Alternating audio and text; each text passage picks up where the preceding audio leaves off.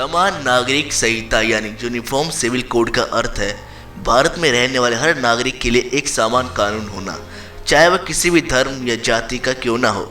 समान नागरिक संहिता में शादी, तलाक व जमीन के जायदाद के बंटवारे में सभी धर्मों के लिए एक ही कानून लागू होगा। यूनियन सिविल कोड का अर्थ है निष्पक्ष कानून जिसका किसी भी धर्म से कोई ताल्लुक नहीं है। आखिर इस कानून को मोदी सरकार क्यों लाना चाहती है, क्यों देश में इम्प्लीमेंट करना चाहती है और इसका कई लोग क्यों इसका विरोध कर रहे हैं, आज के इस वीडियो में हम इसी पर चर्चा करेंगे कि आखिर यूनिफॉर्म सिविल कोड है क्या और उसको लाना क्यों ज़रूरी है। Hello everyone, this is Jishan Ansari, आप देख रहे हैं अल्फा मिथ। वीडियो स्टार्ट करने से पहले अगर आप हमारे चैनल पर नए हैं तो चैनल को सब्सक्राइब कीजिए, बेल नोटिफिकेशन को ऑल कीजिए ताकि आपको ऐसे ही और भी इंटरेस्टिंग वीडियोस देखने को मिले सबसे पहले। तो चलिए वीडियो स्टार्ट करते हैं। यूनिफॉर्म सिविल कोड एक पंथ निरपेक्ष कानून है जो सभी धर्मों के लोगों के लिए समान लागू होता है। किसी विशेष धर्म से इसका कोई ताल्लुकात नहीं है। यूनिफॉर्म सिविल कोड लागू होने से हर मजहब के लिए एक जैसा कानून आ जाएगा, यानी मुस्लिमों को 3 शादियां करने, 3 तलाक जैसे मुद्दे बहुत आराम से खत्म हो जाएंगे। हालांकि गवर्नमेंट ये खत्म करना भी चाहती है, कई मुस्लिम लोग इन परंपराओं को छोड़ना भी चाहते हैं, लेकिन आज भी कई लोग तलाक या शादी के रिश्ते को अपने धार्मिक लॉ के अनुसार ही करते हैं, जो गवर्नमेंट चाहती है कि अब उसको पूरी तरीके से कानूनी व्यवस्था में लाया जाए, यानी तलाक को 3 बार तलाक कहने से ख़त्म कर दिया जाना। और ये चीज़ गवर्नमेंट के नज़र में एकदम इनवैलिड साबित होता है। यूनिफॉर्म सिविल कोड के अनुसार शादी हो या तलाक, अब सभी चीज़ें गवर्नमेंट द्वारा बनाए गए कानून के अनुसार ही चलेंगे। इसलिए गवर्नमेंट यूनिफॉर्म सिविल कोड लाना चाहती है ताकि वो इस रूढ़िवादी परंपरा को ख़त्म कर सके। अब हम बात कर लेते हैं उन लॉज के बारे में जो इस कानून के आने से पहले या अभी तक चल रही हैं। अब बात करते हैं हिंदू पर्सनल लॉ के बारे में।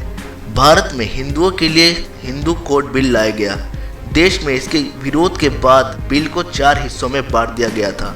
तत्कालीन प्रधानमंत्री जवाहरलाल नेहरू ने इसे Hindu marriage act, Hindu succession act, Hindu adoption and maintenance act और Hindu minority and guardianship act में बांट दिया था। इस कानून ने महिलाओं को सीधे तौर पर सशक्त बनाया। इसके तहत महिलाओं को पैतृक और पति की संपत्ति में अधिकार मिलता है। इसके अलावा अलग अलग जातियों के लोगों को एक दूसरे से शादी करने का भी अधिकार मिलता है, लेकिन कोई व्यक्ति एक शादी के रहते दूसरी शादी नहीं कर सकता है इस एक्ट के अनुसार। अब बात करते हैं मुस्लिम पर्सनल लॉ बोर्ड के बारे में। देश के मुस्लिमों के लिए मुस्लिम पर्सनल लॉ बोर्ड है। इसके लॉ के अंतर्गत शादीशुदा मुस्लिम पुरुष अपनी पत्नी को महज 3 बार तलाक कहकर तलाक दे सकते हैं।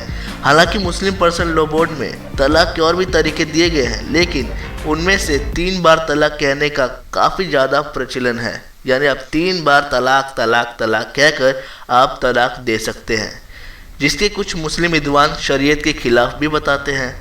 तलाक के बाद अगर दोनों फिर से शादी करना चाहते हैं, यानी तलाक के बाद अगर मुस्लिम औरत यानी मुस्लिम हस्बैंड एक दूसरे से फिर से शादी करना चाहते हैं, तो उससे पहले महिला को किसी और पुरुष के साथ शादी रचानी होगी, उसके साथ शारीरिक संबंध बनाने होंगे। इसे हलाला कहा जाता है। उससे तलाक लेने के बाद ही वह अपने पहले पति से शादी कर सकती है। इस लॉ में महिलाओं को तलाक के बाद पति से किसी तरह से गुजारे भत्ते संपत्ति पर अधिकार नहीं दिया गया है, बल्कि मेहर अदायगी का नियम है। तलाक लेने के बाद मुस्लिम पुरुष तुरंत शादी कर सकता है, जबकि महिलाओं को काफ़ी बुरे दिन देखने को मिलते हैं, जो महिलाओं के साथ काफ़ी बुरे दिन होते हैं। अब बात करते हैं क्यों है देश में इस कानून व्यवस्था की ज़रूरत। अलग अलग धर्मों के अलग कानून से न्यायपालिका पर बोझ बढ़ता है। समान नागरिक संहिता यानी यूनिफॉर्म सिविल कोड लागू होने से इस परेशानी से निजात मिलेगा और अदालतों में वर्षों से पेंडिंग पड़े मामलों में फैसले जल्द से जल्द होने लगेंगे। शादी, तलाक, गोद लेना और जायदाद के बंटवारे में सबके लिए एक जैसा कानून होगा, फिर चाहे वो किसी भी धर्म या किसी भी जाति का क्यों ना हो। वर्तमान में हम धर्म के लोग इन मामलों का निपटारा अपने पर्सनल लॉ यानी निजी कानून के तहत करते हैं, लेकिन अब इस कानून के आने से ऐसा कुछ नहीं होगा। सारी चीज़ें कानूनी व्यवस्था के अनुसार होगी।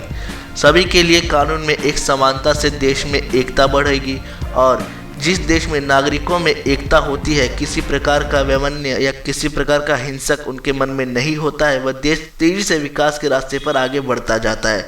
देश में हर भारतीय पर एक समान कानून लागू होने से देश की राजनीति पर भी असर पड़ेगा और राजनीतिक दल वोट बैंक वाली राजनीति नहीं कर सकेंगे और वोटों का ध्रुवीकरण भी नहीं होगा।